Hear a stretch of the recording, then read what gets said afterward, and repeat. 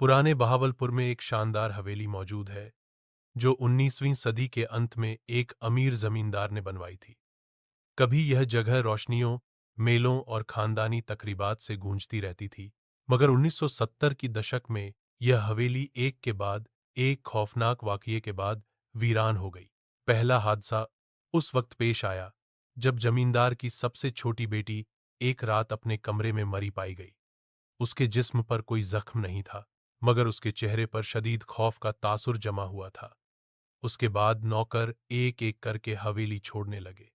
उनका कहना था कि रात के वक्त खाली राहदारियों में सरगोशियों की आवाजें और आहिस्ता कदमों की चाप सुनाई देती थी। 1974 में एक रात अचानक हवेली के सभी दरवाजे जोर जोर से बंद होने लगे। पड़ोसियों ने बयान दिया कि उन्होंने एक ही समय में हर कमरे से भयानक चीखों की आवाज सुनी। अगली सुबह परिवार हमेशा के लिए हवेली छोड़कर चला गया। कई सालों तक यह हवेली वीरान खड़ी रही।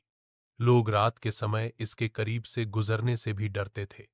1990 के दशक के आखिर में चंद नौजवान उत्सुकतावश अंदर गए।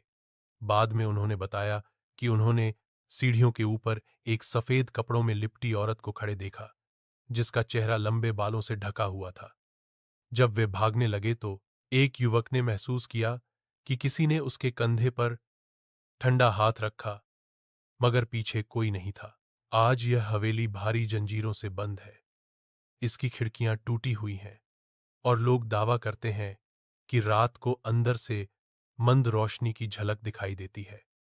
कुछ का कहना है कि जमींदार की बेटी की आत्मा आज भी वहां भटक रही है, किसी का इंतजार कर रही है, हमेशा के लिए।